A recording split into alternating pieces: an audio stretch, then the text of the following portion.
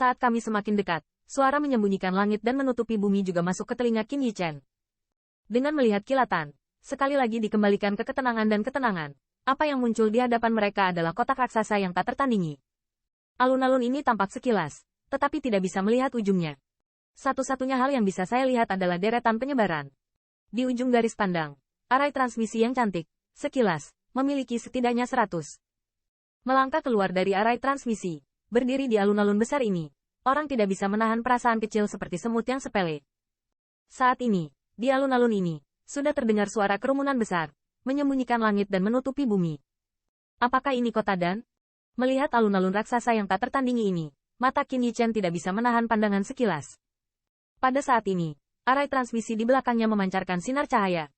Jelas, orang terus-menerus memasuki kota melalui transmission array. Di dalam, ini hanya titik arai transmisi di Dancheng. Ada 3 kotak di area ini yang didedikasikan untuk arai transmisi. Ketika mereka datang ke Dancheng lagi, warna kulit Yao Sun tampak agak rumit. Setelah dipaksa pergi, mereka jarang memasuki Dancheng. Bahkan di Pharmacope, mereka datang dengan sangat rendah hati dan kehilangan muka.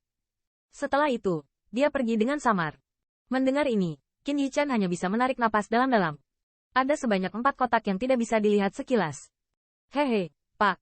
Meskipun Dancheng hanya disebut kota, namun jauh dari sebanding dengan kota biasa. Jika kita hanya berbicara tentang wilayahnya, lebih dari 10 kota tidak akan dapat mengejarnya. Melihat keterkejutan Qin Yichen, Yao Sun tersenyum. Mendengar ini, pikiran Qin Yichen terkejut untuk sementara waktu, dan skala ini bahkan lebih luas dari surga suci ras manusia. Tuan, jangan remehkan daya tarik Dancheng. Setiap konferensi Pharmacope, bahkan untuk kota sebesar ini, akan tampak sangat ramai. Yao Sun tertawa. Qin Yichen menggelengkan kepalanya dengan senyum pahit. Kongres Pharmacope Apoteker adalah acara terbesar di hati para master pemurnian pil yang tak terhitung jumlahnya. Master pemurnian pil yang tak terhitung jumlahnya akan berduyun-duyun ke sana. Saya ingin membuktikan diri di ajang ini dengan kandungan emas yang tinggi. Selain itu, banyak kekuatan yang ingin memenangkan master pemurnian pil tidak akan melewatkan kesempatan ini. Dengan cara ini, tidak mengherankan jika skala Dancheng pun tampak ramai. Kemana kita akan pergi sekarang? Qin Yichen melihat sekeliling, menjernihkan emosi di hatinya, dan bertanya. Ayo cari tempat istirahat dulu. Saya sudah sangat lelah untuk waktu yang lama, dan saya merasa sedikit lelah untuk datang.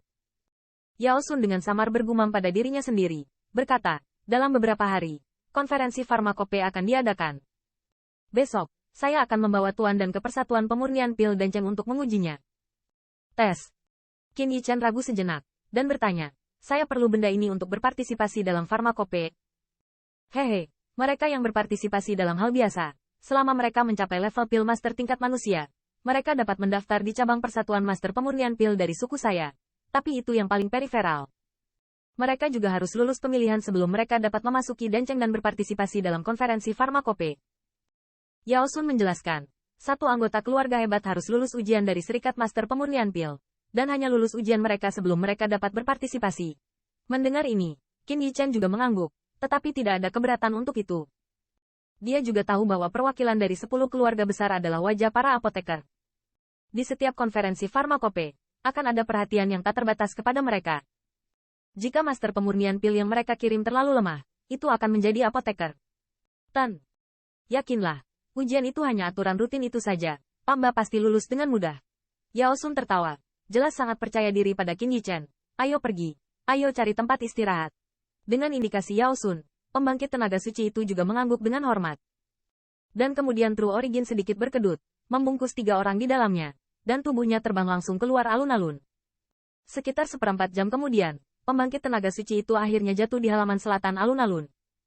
Halamannya masih relatif luas, namun terkesan agak kuno, seolah-olah tidak ada jejak popularitas di sini selama bertahun-tahun. Ini adalah industri keluarga kami. Ketika kami pergi, tidak ada yang mengurusnya, tapi bagus untuk istirahat. Melihat ke halaman, wajah Yao Sun memancarkan pandangan redup, tapi dia masih tersenyum dan berkata kepada Qin Yichen. Qin Yichen tidak cerewet tentang tempat tinggalnya. Ketika dia diburu di 10.000 keluarga Battle Domain, dia tidak beristirahat dengan baik 1 atau 2 tahun sekali. Selama dia punya tempat tinggal, itu sudah cukup baginya. Sudah. Apalagi meski terlihat agak kumuh di sini, namun juga terkesan terpencil di kota yang bising ini.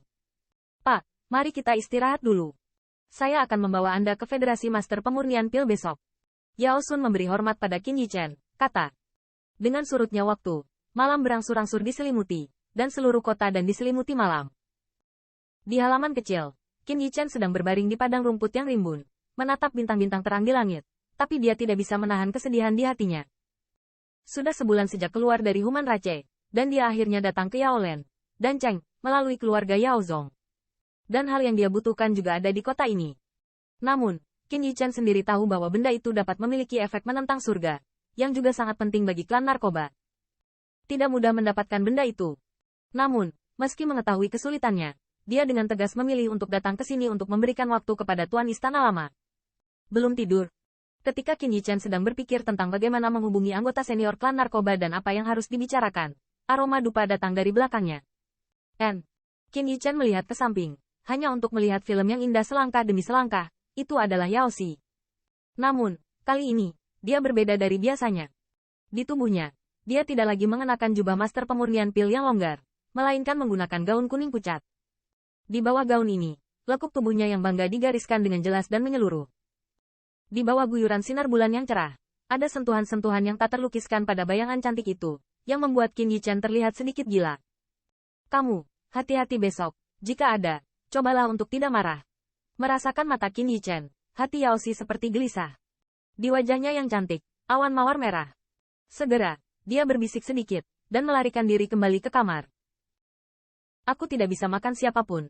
Yah, biasanya aku tidak bisa melihatnya, tapi bentuk tubuhku cukup bagus. Qin Yichen menyentuh hidungnya dengan canggung dan berbisik diam-diam.